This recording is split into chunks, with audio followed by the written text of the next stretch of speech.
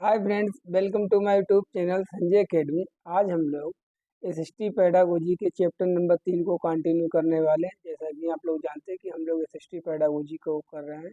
इसमें आज हमारा चैप्टर नंबर 3 है, जिसका नाम है पूछताछ या अनुभवजन्य साक्ष्य। मतलब इंक्वायरी बेस्ड लर्निंग क्या होती है, एम्पिरिकल एविडेंस क्या होते हैं, कितना इनका महत्वपूर्ण है। तो आज की जो सेशन है बहुत ज़्यादा इम्पोर्टेंट हमारे लिए होने वाला है। ठीक है, इसमें पहले तो हम इसकी थ्योरी पढ़ लेंगे, उसके बाद जो मोस्ट इम्पोर्टेंट क्वेश्चन है प्रीवियस ईयर में पूछे गए हैं, हम उन क्वेश्चंस को भी सॉल्व करेंगे। तो चलिए अपनी क्लास को आराम से स्टार्ट करते हैं। पूछताछ या अनुभवजन्य सच क्या होते हैं ये? तो सबसे तो पहले हम देखेंगे इसका अर्थ क्या है, मतलब क्या है। पूछताछ आधारित अभिगम का, ठीक है, इंक्वायरी बेस्ड लर्निंग।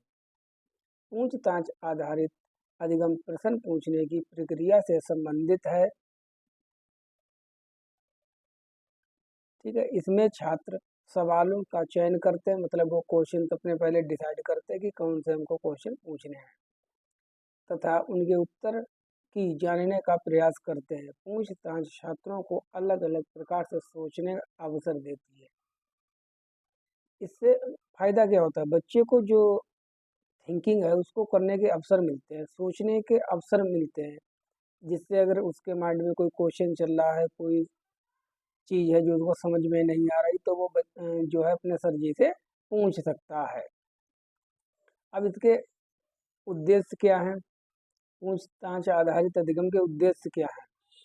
छात्रों में ज्ञानात्मक कौशल का विकास करना, ठीक है, जिससे बच्चों को ज्ञानात्मक कौशल हो सके, ज्ञान हो सके, चीज़ों के बारे में जान सके।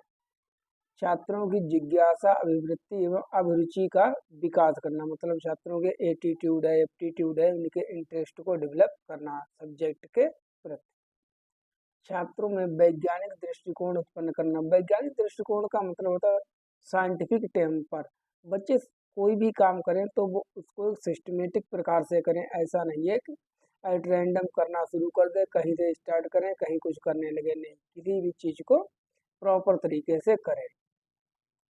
प्रश्न पूछने में समस्यात्मक घटनाओं की व्याख्या करने की क्षमता का विकास होता है। अब बच्चे के अंदर जो इंक्वायरी बेस्ड लर्निंग होती है, जो अधिगम होता है, उससे बच्चे के अंदर व्याख्या करने की जो भी क्षमता होती है, लेक्चर करने की, एक्सप्लेनेशन करने की क्षमता होती है, वो भी डेवलप हो जाती है। ये इसका उद्देश्य है।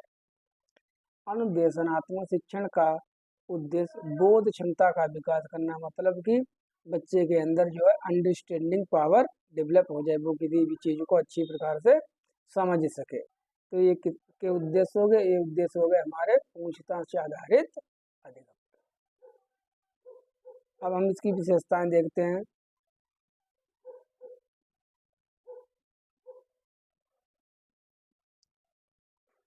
पूछताछ आधारित अधिगम की विशेषताएं क्या है? इसके द्वारा छात्रों वैज्ञानिक अभिवृत्ति का विकास किया जाता है। वैज्ञानिक अभिवृत्ति का मतलब क्या है? Scientific attitude. इससे छात्रों में जिज्ञासा की प्रवृत्ति का विकास होता है, मतलब जो बच्चों के अंदर क्यूरियोसिटी एक डेवलप होती है। शिक्षक व छात्र, देखिए इसमें कोई ऐसी समझाने वाली चीज़ें नहीं है जो समझाई जाए, केवल पढ़ने वाली है। अगर कोई कंसेप्चुअल चीज़ आएगी तो उसको हम क्लेरिफाई कर देंगे, ठीक है। शिक्षक व छात्र दोनों को सार्थक विचार रखने का समान अधिकार होता है, मतलब अगर जो सर हैं या मैम है वो भी बच्चे से क्वेश्चन पूछ सकती हैं, और जो बच्चा है वो अपने सर से अपना क्वेश्चन पूछ के अपने डाउट को क्लियर कर सकता है। यह वैज्ञानिक अध्ययनों में उपयोगी है, ठीक है। यह व्यवहारिक ज्ञान प्रदान करने में महत्वपूर्ण भूमिका निभाता है। कौन? इंक्वायरी बेस्ड अधिगम। अब पूछताछ प्रक्रिया के घटक कौन कौन से होते हैं, इसके चरण होते हैं, ऐसा नहीं है आप कहीं से भी स्टार्ट कर दें। तो इंक्वायरी बेस्ड जो लर्निंग होती है, अधिगम होता है, उसके कौन कौन से घटक है उनके बारे में देखते हैं। घटक कहिए, चरण कहिए, पद कहिए, जो भी कहिए, ठीक है। पहला है इसका घटक पूर्व ज्ञान की समीक्षा, मतलब बच्चों की प्रीवियस नॉलेज से जोड़कर नई नॉलेज को देना। शिक्षक को छात्रों के पूर्व ज्ञान की जानकारी होनी चाहिए। इसमें छात्र पूर्व ज्ञान तथा अनुभव को नई समस्या से जोड़ सके, जिससे बच्चे अगर हम कोई टॉपिक पढ़ाते हैं, अगर उसकी प्रीवियस नॉलेज में वो चीज़ है तो उसको आराम से हम जोड़ के समझा सकते हैं। जैसे अगर बच्चे ने आयत पढ़ा है, ठीक है, तो आयत से जोड़कर हम आराम से उसको हम स्क्वायर पढ़ा सकते हैं, वर्ग पढ़ा सकते हैं कि बेटा जब आयत की जब चारों साइडों को हम बराबर कर देंगे तभी ये वर्ग बन जाएगा। तो ये होती है प्रीवियस नॉलेज। सेकेंड क्या है, छात्रों को उत्तरदायी बनाने के लिए प्राप्त परिणामों को परिभाषित करना, मतलब बच्चों में एक रिस्पॉन्सिबिलिटी आ जाए। इसके लिए हम बच्चों को जो पहले से ही उनके परिणाम बता देते हैं कि रिजल्ट क्या होने वाले, इसको सीखने के बाद आप किसको काम को करने के योग्य हो जाएंगे। इसमें छात्रों से आशा की जाती है कि वे क्या जानते हैं, छात्र किस प्रकार की समस्याओं का समाधान करने में सफल हैं तथा उनका समाधान कैसे करते हैं, ठीक है, वो प्रॉब्लम सॉल्विंग कैसे करते हैं।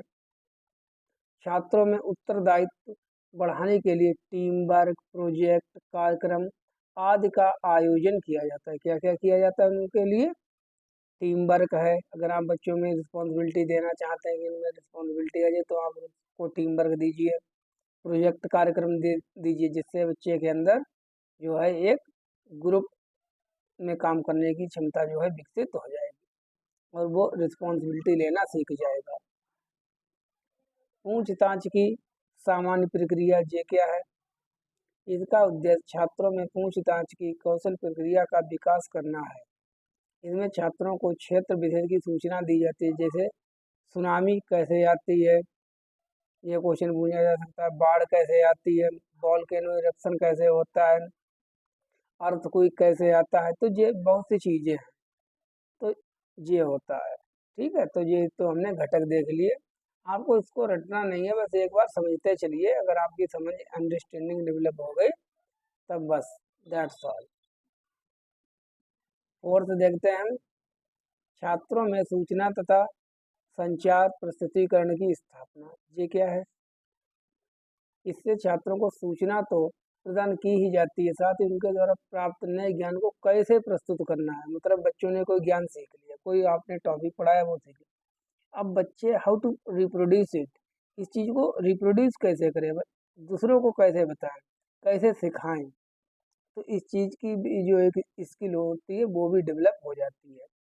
तो आप इसको कैसे डेवलप कर सकते हैं बच्चों में, पूर्व ज्ञान की सूचना प्रदान करना, ठीक है, तथ्यों, आंकड़ों तथा उदाहरणों को प्रस्तुत करना, तार्किकता तथा समस्या समाधान प्रक्रिया पर बल देना। आपको मेन फोकस जो है लॉजिकल थिंकिंग और प्रॉब्लम सॉल्विंग पर देना है, ये क्योंकि ये क्या होती है, ये हॉट्स होती है। हॉट्स का मतलब हायर ऑर्डर थिंकिंग स्किल्स। अगर आपने एनसीईआरटी या कोई भी रेफरेंस बुक की होगी तो उसमें जो लास्ट में क्वेश्चन दिए होते हैं एक्सरसाइज के सबसे नीचे वो होते हैं हॉट्स, इसका मतलब होता है हायर ऑर्डर थिंकिंग स्किल वाले क्वेश्चन जिनमें हमें ज़्यादा इफर्ट लगाना पड़ता है, कंसेप्चुअल क्लैरिटी की आवश्यकता ज़्यादा होती है। इसके लिए प्रौद्योगिकी का उपयोग करना, प्रशिक्षक द्वारा समूह कार्य का प्रशिक्षण देना। अब मान लीजिए कोई व्यक्ति ट्रेनिड है, अच्छी प्रकार से उसने प्रशिक्षण लिया है तो उसके द्वारा प्रशिक्षण को दिया जाना बच्चों को। तो ऐसे हम कार्य कर सकते हैं। ये अंग है, ये चरण है, ये घटक है किसके, पूछताछ आधारित अधिगम के। इस पर क्वेश्चन भी पूछे गए, अभी हम क्वेश्चन को करेंगे हम लोग। अब जानने का प्रयास करते हैं अधिगम अनुभवजन्य साक्ष्य होते क्या है। देखिए नाम से क्लियर, अनुभव जो हमारे एक्सपीरियंस से आते, इंपीरियल, और साक्ष्य का मतलब एविडेंस या प्रूफ, प्रमाण। छात्र सीखने की प्रक्रिया में प्रत्यक्ष या अप्रत्यक्ष रूप से अपने अनुभव द्वारा ज्ञान प्राप्त करते हैं, परंतु उनका ज्ञान तार्किक दृष्टि से उपयुक्त नहीं होता है। जरूरी नहीं है कि जिस चीज का आपको अनुभव हुआ हो वो चीज सही ही हो, गलत भी हो सकती है, ठीक है। ऐसा कोई जरूरी नहीं कि जो अनुभव आपने किया वो बिल्कुल सही हो, वो फैक्ट तो हो सकता है आपके लिए लेकिन वो रियलिटी हो ऐसा नहीं है। वह अनुभव के द्वारा ज्ञान तो प्राप्त कर लेता है परंतु तार्किक रूप से प्रमाणित नहीं कर सकता है, ठीक है, प्रूफ नहीं कर। इसमें इसमें इंद्रियों के माध्यम से वास्तविक दुनिया में सीखने का अवसर मिलता है। चलिए आगे देखते हैं, अनुभवजन्य साक्ष्य क्या होते हैं? एम्पिरिकल एविडेंस, ऐसे साक्ष्य जिनका परीक्षण अनुभव के माध्यम से किया जाता है। ठीक है, इसको अगर हम को परीक्षण करना चाहते हैं तो इसको हम केवल अनुभव से ही कर सकते हैं। सामाजिक अध्ययन शिक्षण में कक्षा कक्षा में विभिन्न तथ्यों का प्रमाण उपलब्ध कराना तो संभव नहीं है। सही बात है। अब आप बिल्कुल चाहें कि सभी चीज का प्रमाण दिया जा सके, ऐसा संभव नहीं है।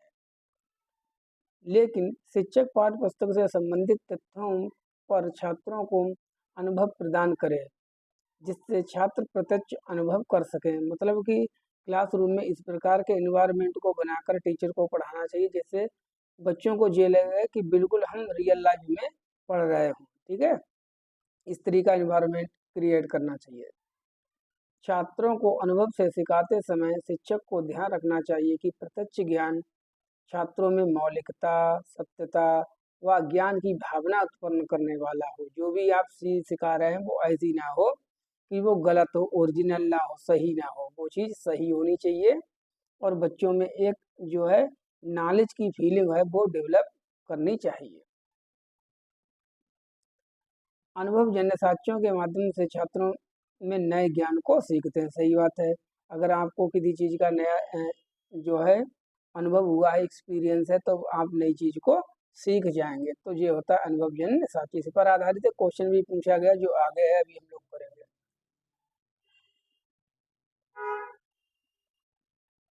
अब हम लोग देखते हैं आगमन व निगमन। अब ध्यान कीजिए, आगमन व निगमन विधि क्या थी, ये तो हम लोग बहुत बार पढ़ चुके हैं। आगमन में देखते क्या है, पहले विषय वस्तु के साक्ष्य तथ्यों के बारे में बताया। साक्ष्य या तथ्य का मतलब उदाहरण, पहले उदाहरण दिए जाते हैं। इसके बाद साक्ष्यों या तथ्यों का विश्लेषण कर एक सामान्य अवधारणा का निर्माण किया जाता है। सामान्य अवधारणा का मतलब नियम बना लिया जाता है। तो उदाहरण से नियम की ओर, स्थूल से सूक्ष्म की ओर, विशिष्ट से सामान्य की ओर। ये कौन सी विधि हो गई? ये हमारी हो गई आगमन विधि। जैसे ऐतिहासिक साक्ष्यों के आधार पर इतिहास का पुनर्निर्माण करना। आगमनात्मक अधिगम को व्याख्यात्मक शिक्षण विधि के विपरीत माना जाता है। ये दोनों अपोजिट होती है। कौन? व्याख्यात्मक शिक्षण विधि और आगमनात्मक शिक्षण विधि। व्याख्यात्मक शिक्षण विधि का मतलब होता है लेक्चर मेथड, जिसमें लेक्चर दिया जाता है और कोई उदाहरण वगैरह स्पेसिफिक वो नहीं दिया जाता है। अपोजिट होगा ये देखते हैं। निगमन विधि में पहले से उपलब्ध अवधारणाओं को परीक्षण किया था। निगमन में क्या है, पहले नियम पता है, बाद में उदाहरण दिए जाते हैं। ठीक है, इसमें तथ्यों की खोज तथा विश्लेषण, अवधारणाओं की वैधता अवैधता, वैलिडिटी और इनवैलिडिटी ऑफ कॉन्सेप्ट सिद्ध की जाती, प्रूव की जाती है। निगमन विधि में पूर्व धारणाओं का विशेष महत्व होता है, जो हम पूर्व से जानते हैं। तो इसमें बेसिकली हमको आगमन विधि और निगमन विधि के बारे में जानना था। चलिए हम दो लोग क्वेश्चन कर लेते हैं। देखिए ऐसे क्वेश्चन पूछेंगे बिल्कुल लेटेस्ट के। अनुभवजन्य साक्ष्य क्या है? क्वेश्चन इतना है कि क्या है बताइए। What is empirical evidence?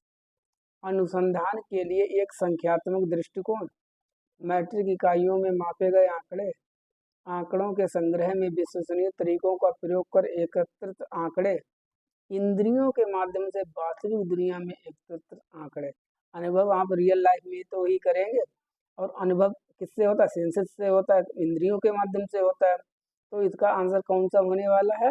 इसका आंसर हमारा फोर्थ वाला सही होने वाला है कि इंद्रियों के माध्यम से। ठीक है, जिससे हम अनुभव करते हैं, हमारा होता है के माध्यम से वास्तविक दुनिया में एकत्रित आंकड़े, जो भी हम एविडेंसेस को या फैक्ट्स को इकट्ठा करते हैं, उसको हम कहते हैं अनुभवजन्य साक्ष्य। जिन साक्ष्यों को हमने अपने अनुभव से इकट्ठा किया है। सेकंड क्वेश्चन, कक्षा में प्राकृतिक वनस्पतियों का परिचय देने से पहले निम्न में से कौन सा तरीका आनुभविक अधिगम हेतु उपयोगी हो सकता है? आपको प्राकृतिक वनस्पतियों के बारे में पढ़ाना है, मतलब नेचुरल प्लांट्स के बारे में पढ़ाना है, तो आप कहाँ से शुरुआत करें? क्या चीज़ आपको पहले पढ़ानी चाहिए? किसी क्षेत्र में वनस्पतियों पर जलवायु परिवर्तन के प्रभाव पर वाद विवाद, क्या आप डिबेट कराएंगे? विद्यालय व घर के आसपास के वृक्षों का अवलोकन, विशेष क्षेत्र विशेष में पाई जाने वाली प्राकृतिक वनस्पतियों को विश्व मानचित्र पर दर्शाना। इससे क्या मतलब होगा? जैसे सदाबहार वन पाए जाते हैं, ठीक है, तो उनको मानचित्र पर ड्रा करने से क्या फायदा होगा। प्राकृतिक इतिहास संग्रहालय, नेचुरल हिस्ट्री म्यूजियम का भ्रमण, तो बिल्कुल वो चीजें लाइए जो बच्चे के आसपास ज्यादा हो, जिनको वो ज्यादा देखता हो। तो वो कौन सी चीजें हो सकती हैं जो सबसे ज्यादा आसपास हैं बच्चे के, वो हैं विद्यालय व घर के आसपास के वृक्षों का अवलोकन, ठीक है, ऑब्जर्वेशन, जिसको वो हमेशा देखता है। तो पहले जो चीजें बच्चे ने देखी है उसके आसपास हैं, पहले उन चीजों से आप शुरुआत कीजिए, फिर आप धीरे धीरे और प्लांट्स की तरफ पढ़ाने की शुरुआत कीजिए। ये होनी चाहिए एक बेस्ट स्ट्रेटजी। 2022 में ये क्वेश्चन पूछा गया था। तो इस प्रकार से क्वेश्चन पूछे जाते हैं। चलिए हम क्लास को अपने यहीं पर कंप्लीट करते हैं, मिलते हैं नेक्स्ट वीडियो में। चैनल को सब्सक्राइब कर लें अगर सब्सक्राइब ना किया है, और शेयर करते रहें, लाइक करें, शेयर करें। Thank you for watching.